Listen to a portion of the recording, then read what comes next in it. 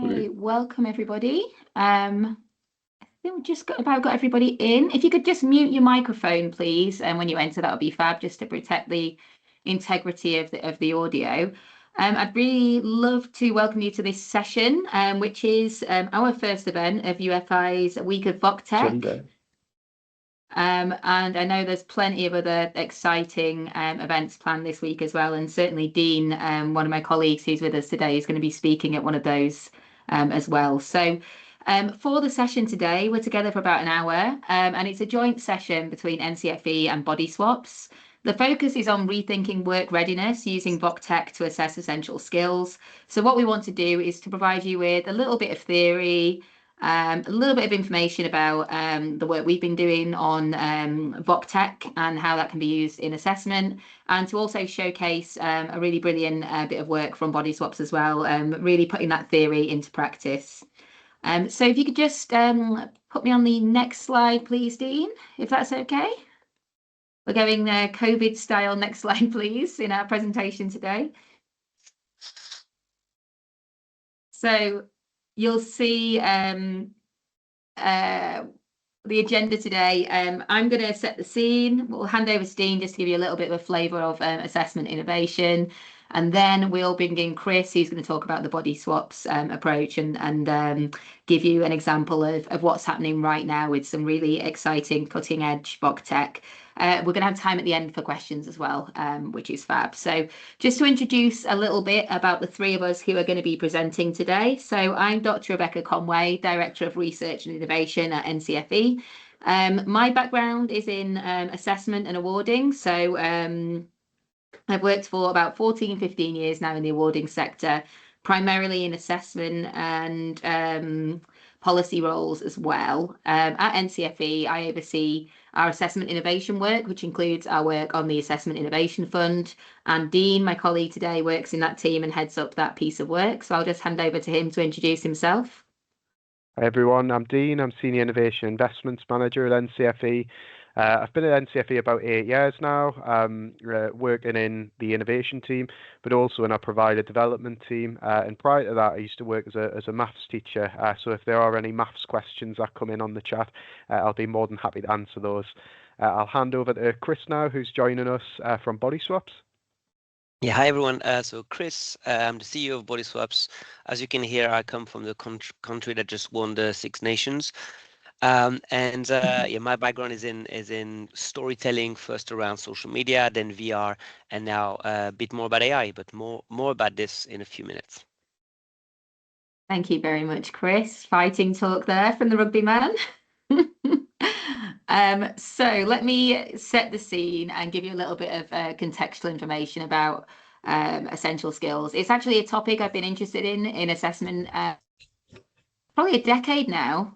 We're still talking about 21st century skills, even though the time for that was probably about 20 years ago. We haven't yet got to the bottom of what we mean by 21st century skills or essential skills. So I really think that essential skills are one of those things that seem self-evident, but actually there's a lack of consensus on how we describe them. So if you look at the research literature on 21st century skills, and I'm using that phrase because it's been around a little bit longer than essential skills and some of the others, you'll see it's actually pretty diverse. So there was a meta-analysis conducted a couple of years ago by a researcher, Chen, and he found 7 different areas that these skills related to, a real lack of consensus beyond that. So he found 21st century skills relating to physical well-being, foundation literacies and skills, so like the digital literacy and basic numeracy that we often talk about as well,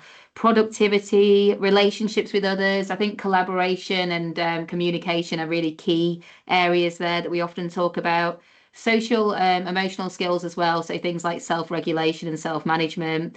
Ethics, morals, citizenship, lifelong learning gets very complicated. And I think that bit of research from Chen just shows how intangible and difficult to pin down these 21st centuries can be, 21st century skills can be. So rather than dwell on the diversity of these skills, I think some other frameworks are really useful actually to think about how we narrow them down a little bit more and how we make them more tangible. So I wanted to reference the skills builder framework. So a lot of people know about this. Obviously, they do some really fantastic work in our sector. They just talk about 3 different buckets of skills. So they talk about technical skills, essential skills, and basic skills. So I think the sort of essential and basic really cover what we mean by essential skills there. They talk about these being the transferable skills that underpin almost any job. And I really wanted to spotlight a really quite recent piece of research actually from NFER, which some of you may be aware of, others may not, the Skills Imperative 2035 report. So NFER talk about essential employment skills, which I think is a really useful piece of terminology for the debate that we're having today and the focus that we're having today. So EES, they call them, and they talk about these as being the skills that help people to thrive in a technology-enabled labour market. So thinking about the world of AI and other systems that we're asking people to use in the workplace now, these are those skills that really are enablers that help people to move between different systems and ways of working. So you can see those on the bottom of the slide there. They are things like communication, collaboration, information literacy, problem solving and decision making, and creative thinking as well. So if we just move on to reflect on why teach and assess essential skills for work. Well, for all the challenges of these and the fact that they are really intangible and quite difficult to pin down, employers absolutely love them. So you'll see in the NFER research that I mentioned, 64% of employers interviewed for that piece of research said that young people often lack important social skills. And there's another bit of research from the Chartered Institute for Professional Development from the back end of 2024, which similarly says that employers feel that the young people of today are not modeling those transferable skills that they would like to see in the workplace. So we know that employers are looking for these skills, and I've already talked about AI and the pace of technological change. So those are the things that are really driving employers to look for more transferable skills. So learners can pick up their technical skills on the job, and these are the skills that underpin your ability to to pick up those new and emerging technical skills. So with the labour market shifts as they are, there's going to be fewer opportunities for learners and folks going into the workplace for the first time. The employers who are recruiting those people want to know that the people that they've got in post have the skills and the ability to be trained and retrained multiple times during their lifetime. So I think whilst we've been talking about this set of skills for, probably a couple of decades now, the requirements of the modern workplace and some of those challenges around the labour market mean that it's even more desirable than ever to have those essential skills.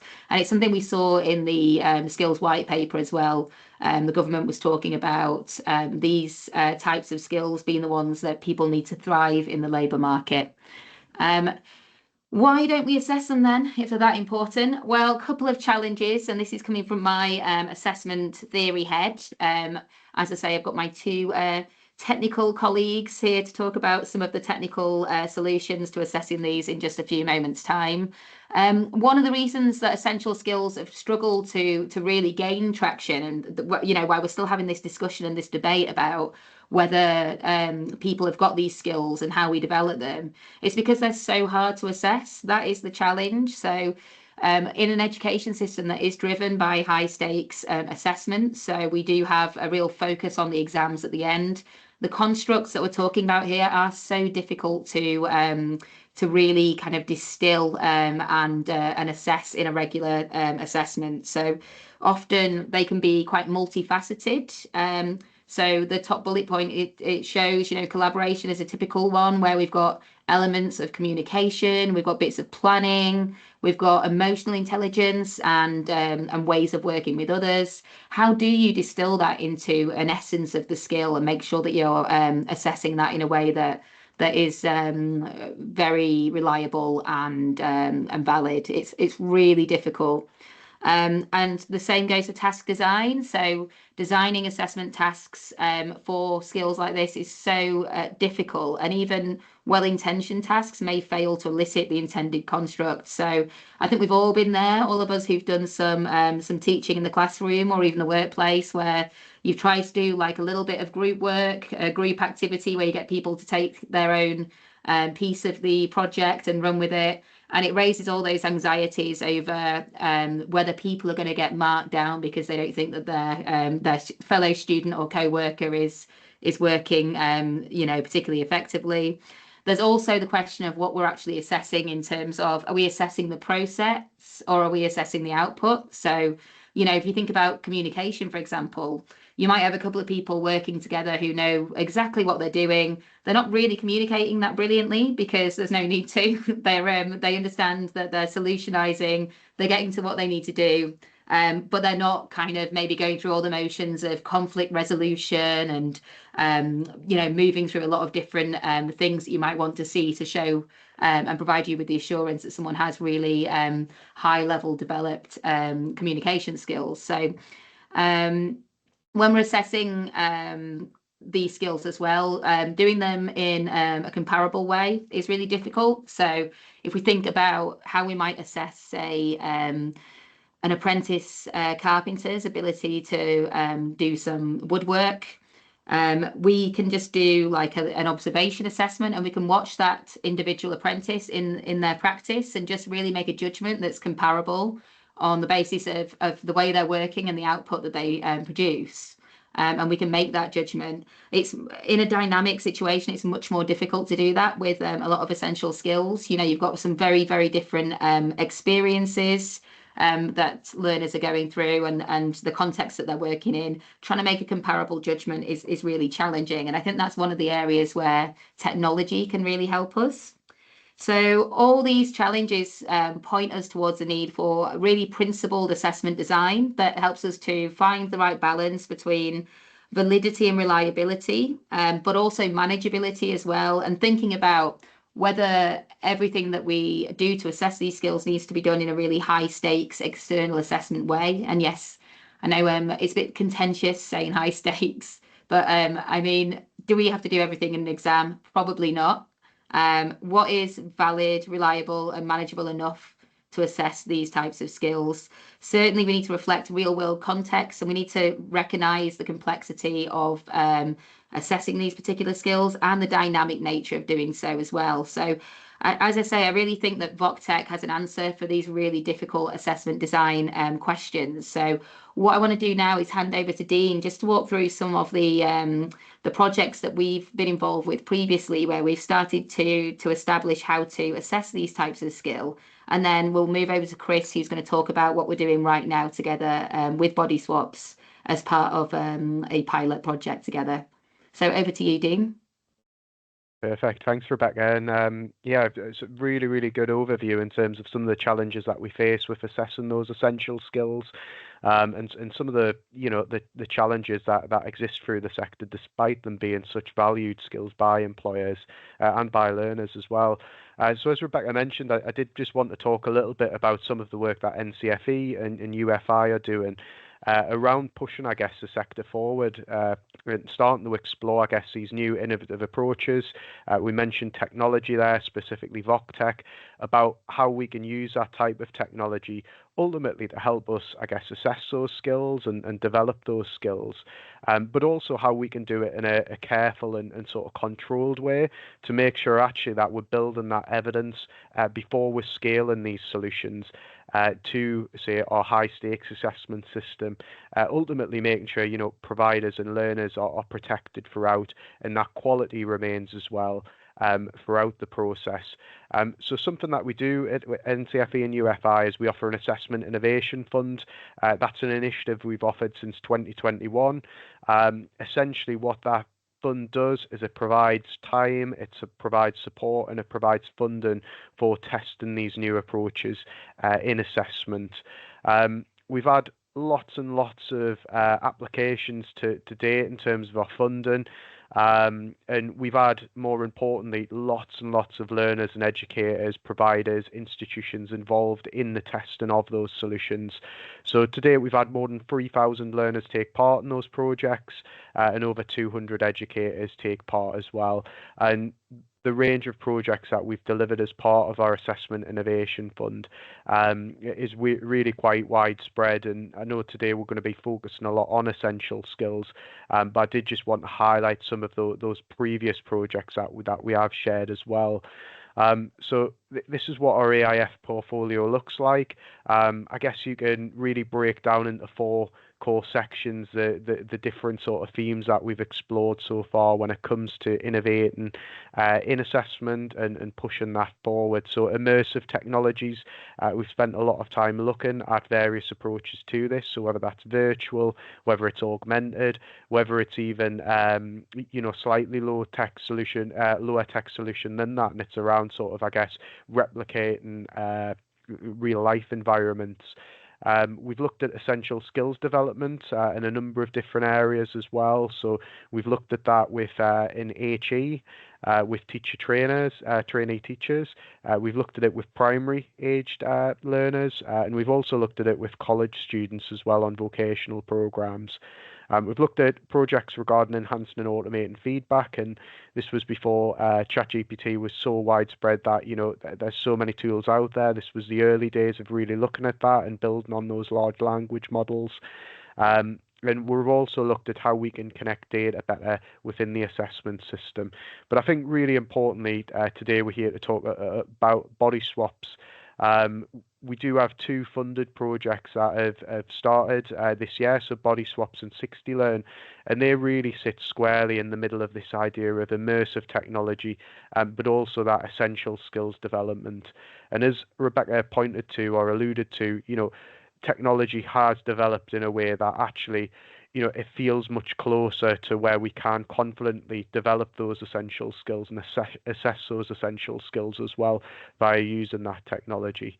We've talked a lot about the need for those essential skills, but I also wanted to do a little bit of just a recap in terms of why immersive technology has been quite an important part to our Assessment Innovation Fund as well, and why we still feel this is an area that has that untapped potential. So for us, throughout the pilots that we've delivered, one of the key things about that immersive technology is we feel it can offer real enhanced engagement and motivation. There's a number of learners in the system, particularly disadvantaged learners, that might lack that opportunity to go ahead and try different scenarios, particularly when we talk about essential skills and the world of work. And this really has the potential of increasing their motivation and providing, I guess, that real involvement in those scenarios. For high stakes environments, it really offers that safe exploration as well.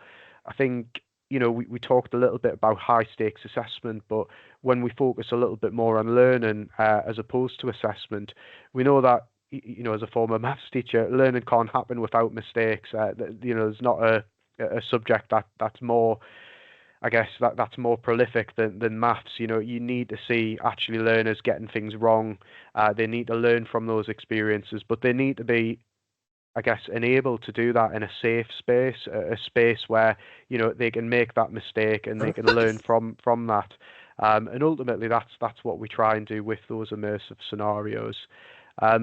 Sometimes we have challenge in immersive technology with accessibility and inclusive learning, and we've certainly found that for our projects, but actually it can be adapted in ways to support learners, but also actually can go above and beyond what we have sort of typically available for learners, and can actually provide a different experience for learners that may struggle with more actual, I guess, regular experience. And the final thing is, it can really offer that lifelike real world scenario as well, really allowing learners to see the relevance and application of those skills there. I'm going to pass over to Chris in a second, but what I would say on our Assessment Innovation Fund, just before we jump into body swaps, is if anyone's interested in the findings or you know, what we found from those pilots. I would like to discuss them in a little bit more detail. You know, that's something that we make publicly available, and more than happy to pick up in terms of what we've learned from running those various projects over the years. But I'm going to hand over to Chris now, who's going to give an overview in terms of what body swaps are doing in terms of their approach, who they are, what they're delivering, and how ultimately they can support essential skills there as well. So I'm just going to stop sharing just so Chris can jump in with his slides as well. Yeah. No worries. Thanks a lot, Dean. Everyone can see my screen about to pop up right now. Perfect. Can see that. Okay, brilliant. So firstly, well, hi again. This is not going to be a pitch for body swaps for 40 minutes because that would be very, very boring.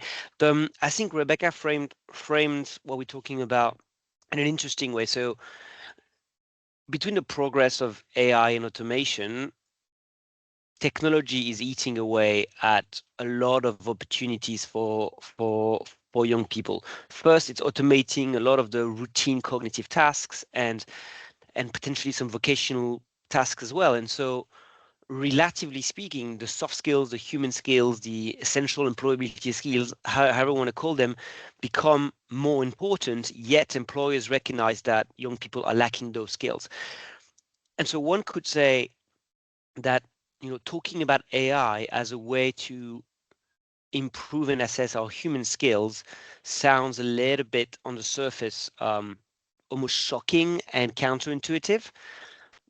One might want to say that human skills have to be almost like a sacred, holy, protected land away from AI, and we need to build human skills the human way.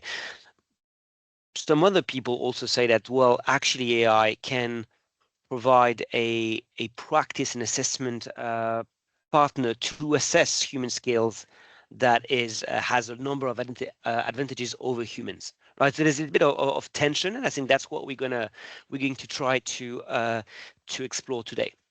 But I wanted to start with the origin story of body swaps.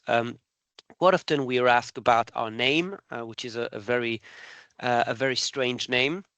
And whether it's an homage to Freaky Friday or those kinds of like identity swapping film. It's not, unfortunately. And I want to go back to 18 years ago. So I was in a business school in Paris, and this was the kind of the midway through my gap year. So on that day in January, I had just finished my first essentially proper work experience ever. I had spent 6 months suited up working for a big consultancy company, and I was on the 23rd floor or something of one of those buildings. And I was a little bit apprehensive that day because this was my last day, and I was going to meet for the first time my N+2 to get a review. And so I enter his office. He sits me down and says something along the lines of, I got your report, you're smart enough, so we're going to offer you a job when you graduate in a year and a half. However, because you have a stutter, and I did have a way worse stutter back then, because you have a stutter, we're not going to put you in front of clients, so don't expect to grow too far or too fast in your career at our company. So obviously that crushed my confidence, and as any 22-year-olds, the confidence is not that high. I stopped socializing entirely for 6 months, could not answer the phone, and it was the first terrible display of soft skills that I've seen in the professional world. And 6 months later, back at the business school, I had to sign up for a weekend kind of seminar, and I signed up to that seminar called Managing Crisis, not really knowing what it was about.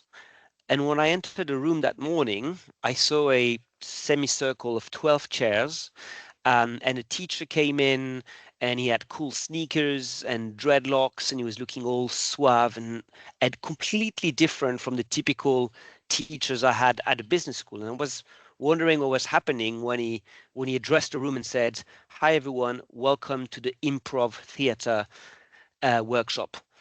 And I wanted to leave the room. That was like stepping into my own personal nightmare. You have to imagine that I haven't socialized for 6 months at that point, but my grades were let's say that I needed to complete that seminar. I could not just escape, and so I realized that it was potentially going to be a painful moment when he said, okay, the first exercise, two of you, including you, Chris, are going to go on stage in the middle. One of you two is going to do a speech in a gibberish language, and the other one is going to translate that speech sentence by sentence in real time. And that's when I realized either you go full on or you leave the room. If you go half-assed, that's going to be absolutely horrendous. And so I went full on for 2 days and did all the things you can imagine you do in an improv theater workshop. So, pretending to fall in love, to be angry, to be a tree, to throw an imaginary ball, all of this. And that experience completely changed my life.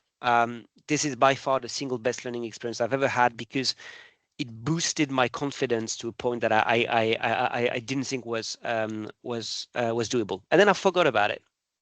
8 years later, here in London, working with Julien, we have an agency called Somewhere Else, which is kind of a storytelling agency using VR. And in parallel, we often teach at university, and therefore geek out on research that is coming at that time around virtual embodiment and behavioral change. So what happens when you are embodied in an experience and things happen to you? What happens to your behavior in that experience, but also outside of that experience, consciously and subconsciously? And this one was particularly interesting. So a British researcher called Mel Slater designed that experience for women suffering from depression. In that experience, you can see in figure A here, each woman is wearing a VR headset and what's called a mocap suit. That's this little suit with the little white balls. It captures their movements in 3D. Then, when they start the 8-minute VR experience, they can see themselves in a mirror, which you can see here on the left in figure B. And there's a character of a little girl crying. There's no AI, so the little girl just cries for a minute and a half. But the job of the patient is to say kind words, words of empathy, words of reassurance to that little girl. After 90 seconds, the girl stops crying, regardless of what you said.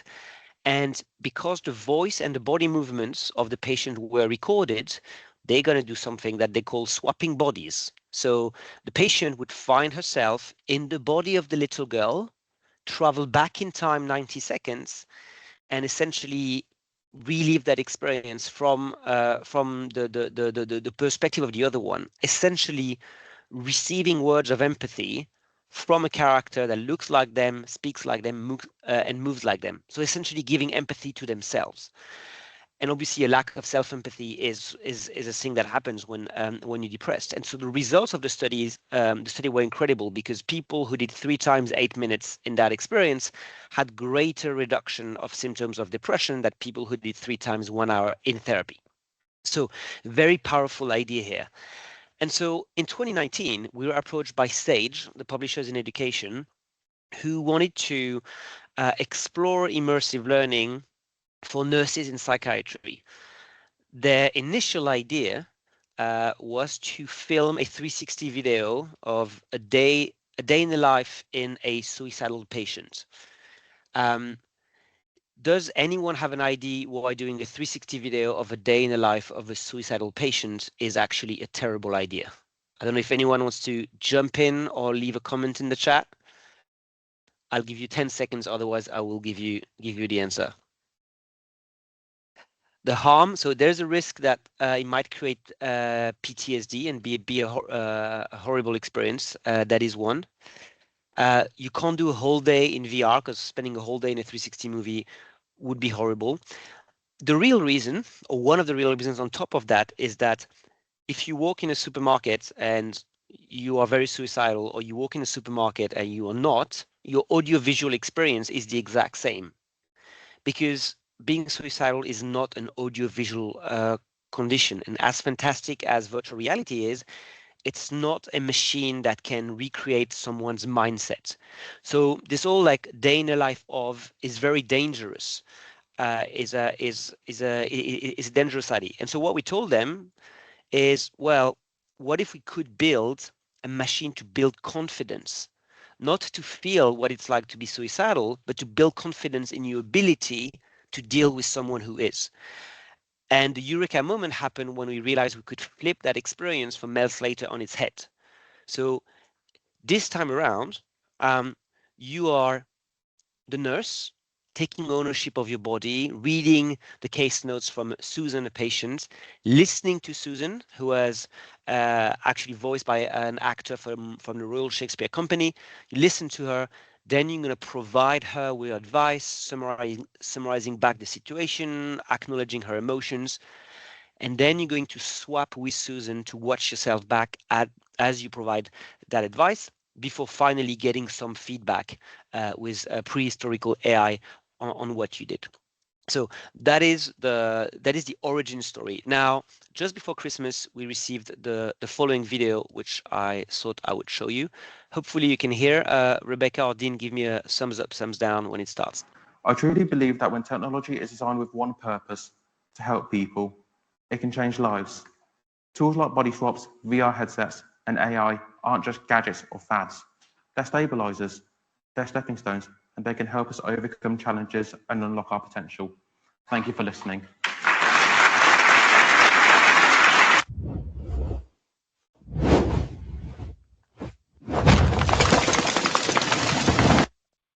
So here you have a very obvious mix of non-AI and AI stuff, but that's obviously Owen Bettridge is a real student at Creating Tomorrow College. He's a SEN student, and his greatest fear was job interviews. He trained in body swaps, and then later on went on stage to speak to hundreds of adults about how he overcame his fears with the help of immersive learning. And for us, it was a great moment because it was a testimony of that maybe we had managed to build this machine to create confidence for people. So today we work with over 300 institutions and 200,000 learners. It's really having that kind of impact, but at scale. So let's zoom in a little bit now and talk about simulating EPAs with body swaps. The way body swaps works, the most simple way to describe it for learners is like a flight simulator, right? So it's a safe place that is realistic in its scenarios, where people, as per what Dean said, can fail and learn through failure without fear of judgment or consequences. So what I did is on Body Swaps Go, imagine I'm putting on my hat right now as an educator. I created a professional conversation role play. And I said that this role play would be a professional discussion. The AI would be the assessor.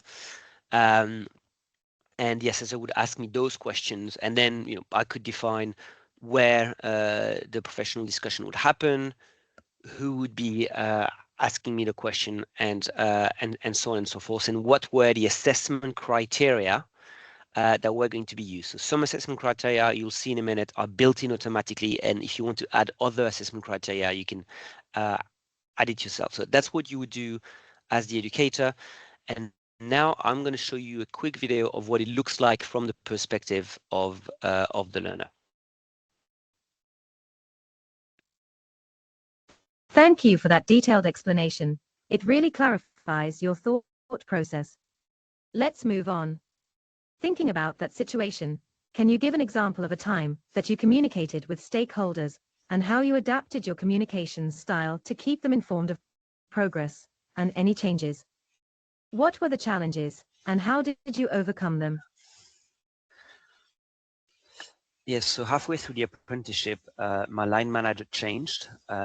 First I was with Sonia, and then I was with Daniel. And Sonia was very available, and she told me at the beginning that whenever I had a question, not to wait and sit around doing nothing, just to stand up, walk to her desk, and unless she waved me away, to ask her question immediately. So that's how I adapted how I communicated with people.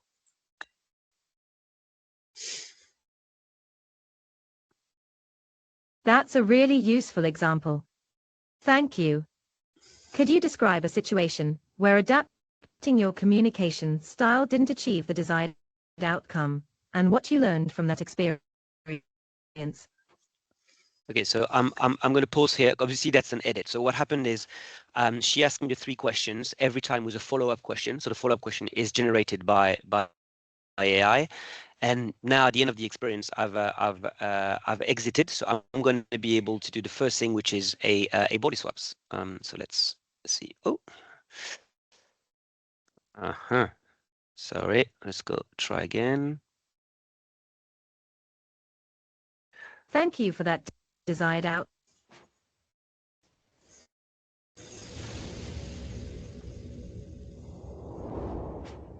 Good morning. I'm Christina, your endpoint assessor. I will be asking you a series of questions to assess your competency. Let's begin.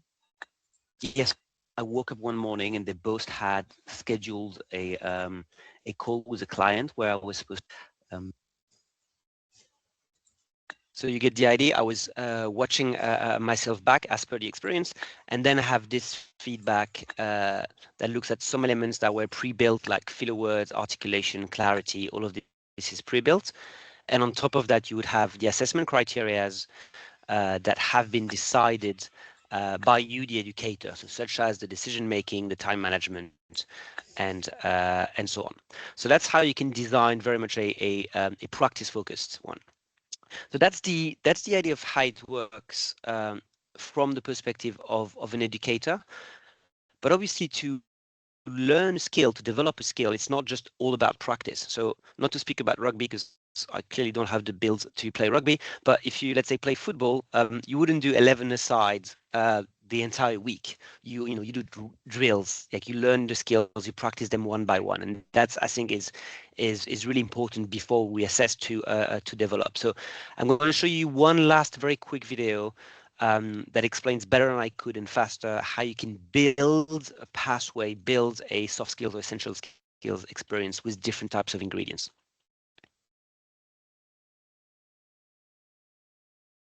If the gods of technology are with me today. Build soft skills pathways in minutes, from interviews to patient communication to conflict resolution to public speaking.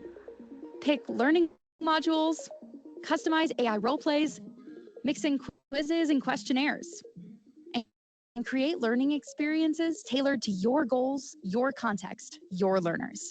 Deploy instantly across VR, mobile, and PC, so learners can practice anytime, anywhere. Our AI feedback gives learners personalized, actionable insights after every session, turning learning into something real, repeatable, and impactful. So you can sit back, watch confidence grow, and prove impact in real time.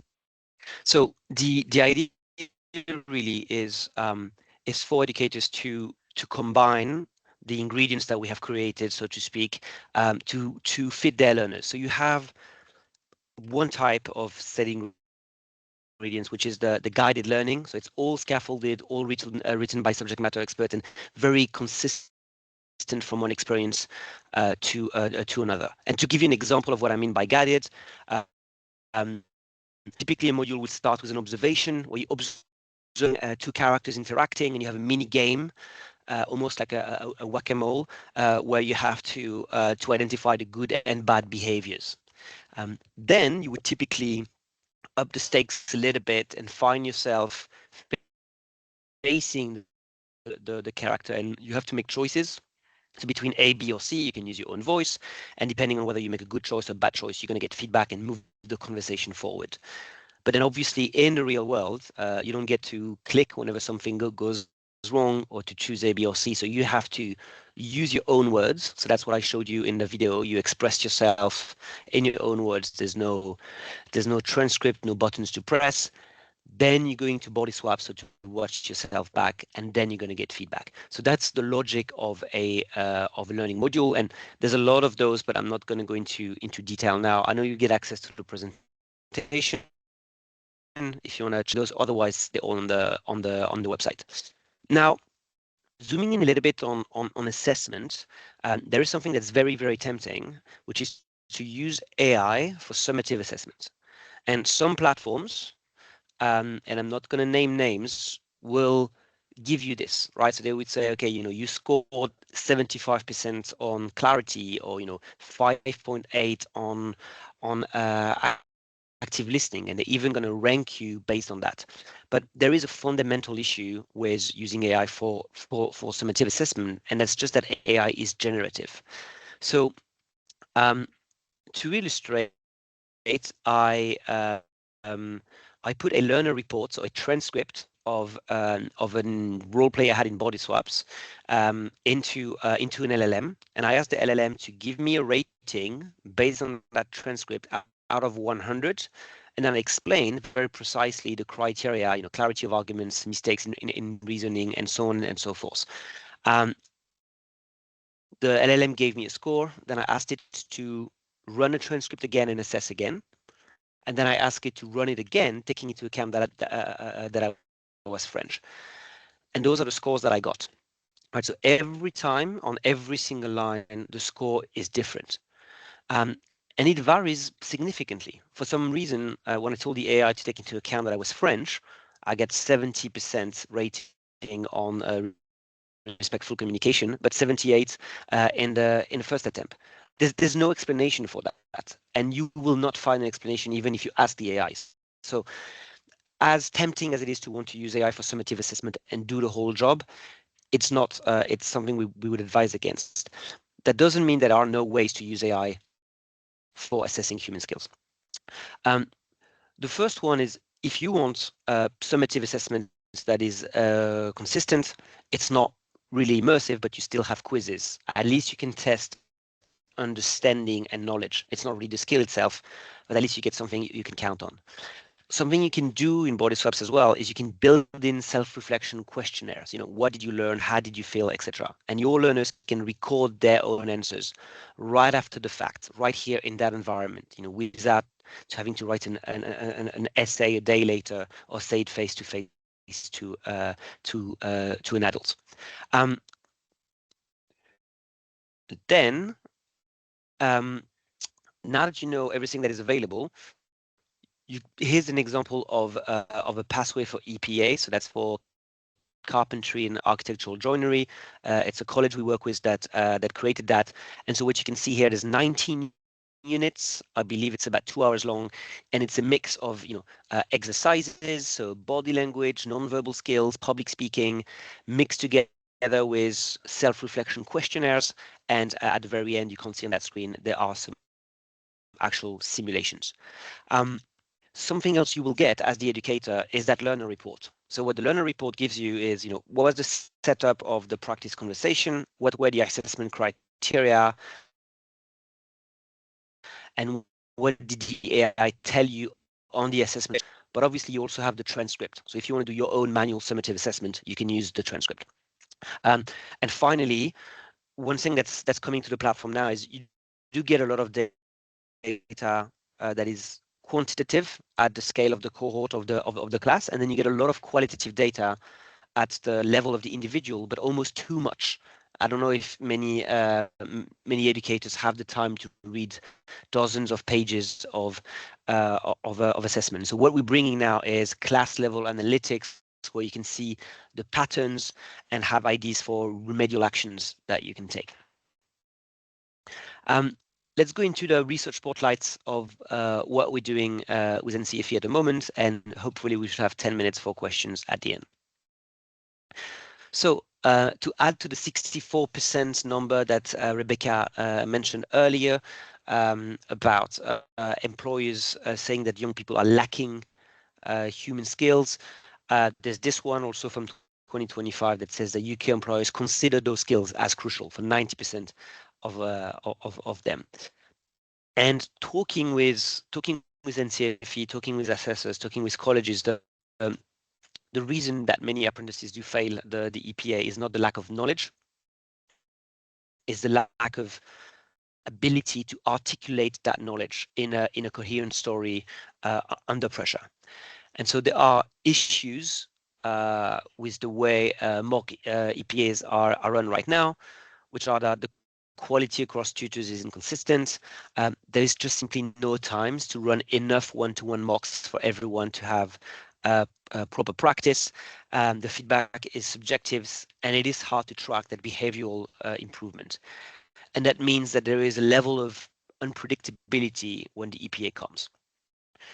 So the question of the research that we're doing with NCFE is, can immersive tech and AI support a meaningful formative assessment of those essential skills, human skills, soft skills, and so on?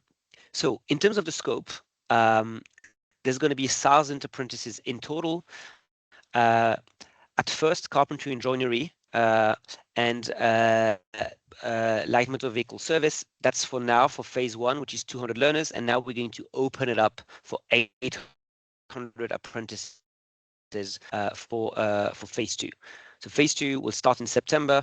It will be a randomized control trial to really identify what the delta is in terms of performance in those EPA between learners who do prepare with a solution like this one and those who don't. And that research will be run independently by What's Worked Education, and those are the things that we are going to measure. So confidence of the learner, confidence of the educator in the assessment provided by the platform, how well the assessment rubrics work, and finally, and obviously, the quality of the responses in the professional discussion by the learners.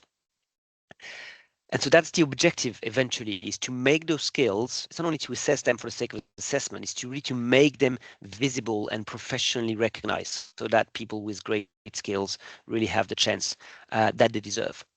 So in terms of what's next, what we want to do after that research is to really create a rehearsal engine, and moving from, let's do one mock before the EPA to something that allows for much more repetition, for the difficulty level to adapt to each learner, giving them personalized feedback on the go, keeping it all safe, and finally and importantly, something that is scalable for institutions that are obviously, and as we've seen today again with the new announcement, pressed for resources. But it's not only about the rehearsal, and I really want to insist on that. Even though we talked a lot about assessment, it's not just assessment. So what we say institution could do around apprentices is this. So mid-program, you can use all of those pathways, those learning modules, to really strengthen the muscles of those professional skills. Teamwork, conflict management, active listening, and all that.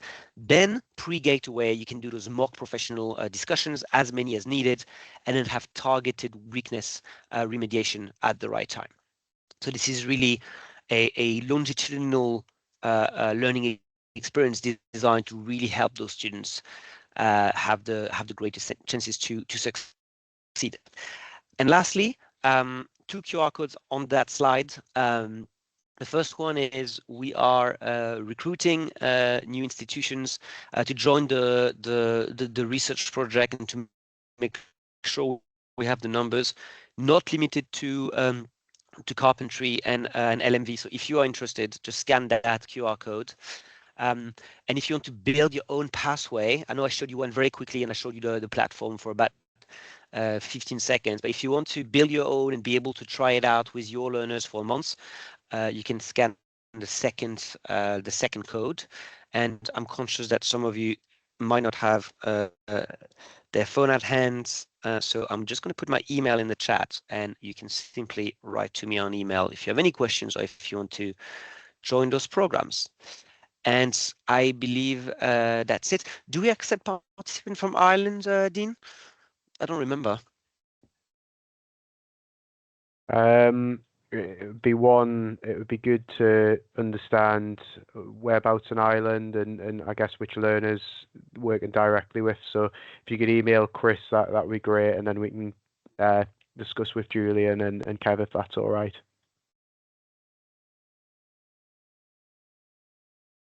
Thank you very Sounds much, good. Chris. It's always good to get those left field questions as well. It shows that what you're doing is really exciting. So thank you, Chris. I think the Body Swaps project is fantastic. And just to say as well, we've got another project that we're funding at the moment with 60 Learn, and there'll be some information about that on our website. And in fact, I'm just going to share, unless Dean is fastest finger first and he can get the slide with our QR codes on shared before I can.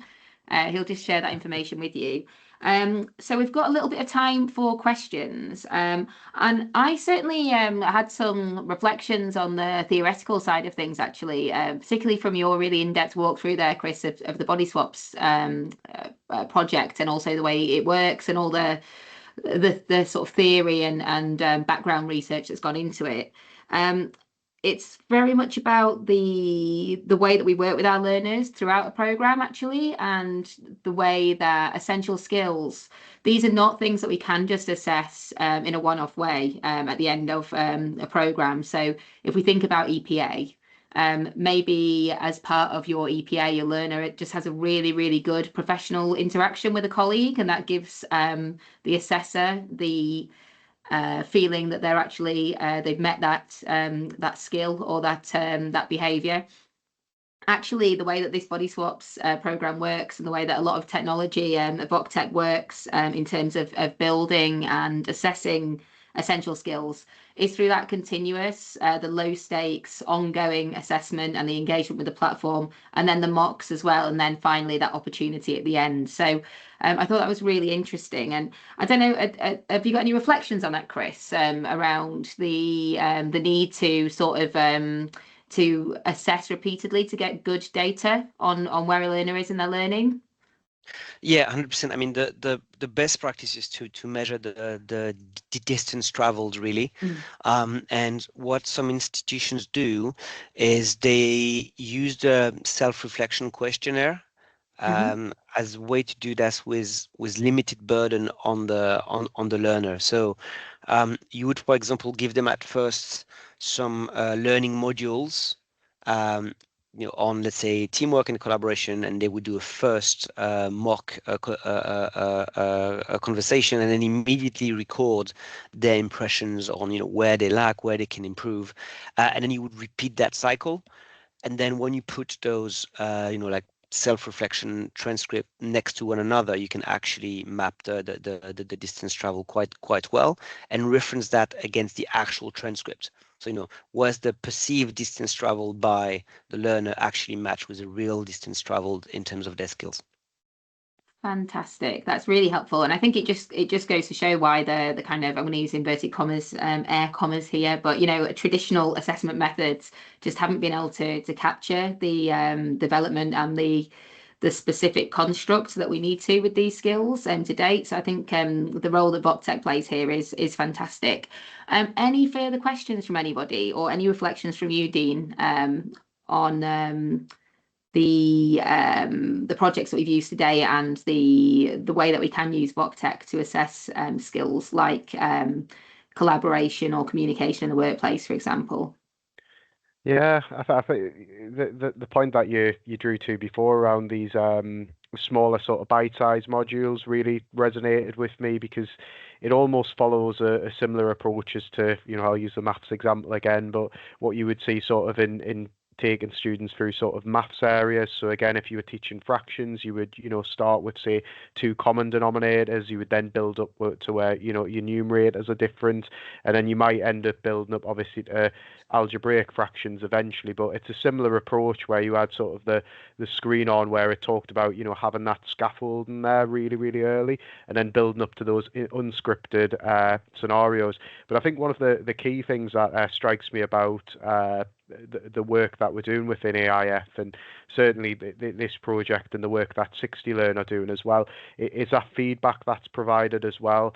We touched on it slightly there, but there's lots of educational research out there around that. Yes, you can give students marks and you can give them 80%, 90%, but in reality, that type of assessment is more for the educator. It's more for the system in some ways.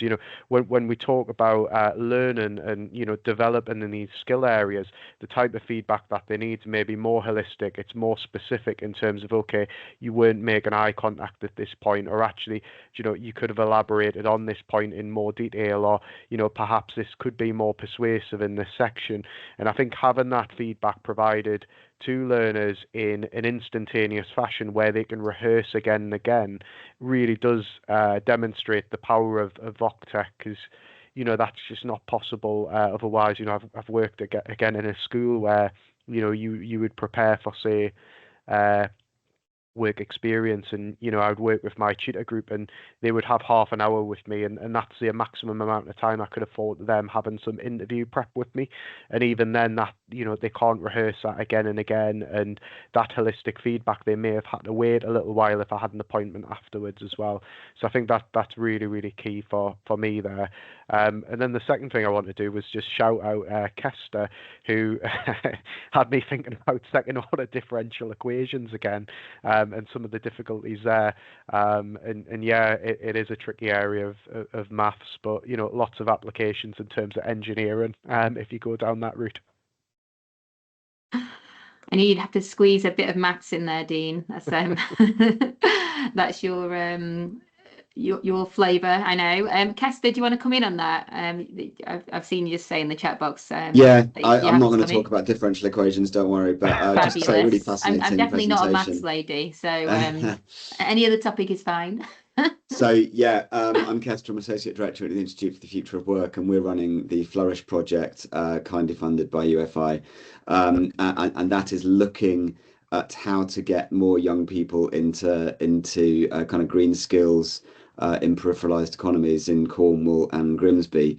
But this work is really, really fascinating around some of the things that we might be able to kind of build through to support young people in that platform, just in terms of that stuff on rehearsal. So really, really great on that. Just also will flag the work that we've been doing on intrinsic and internal motivation, which we know is a really, really important thing for young people. It doesn't change anything in terms of the programs people are doing, other than it improves receptivity.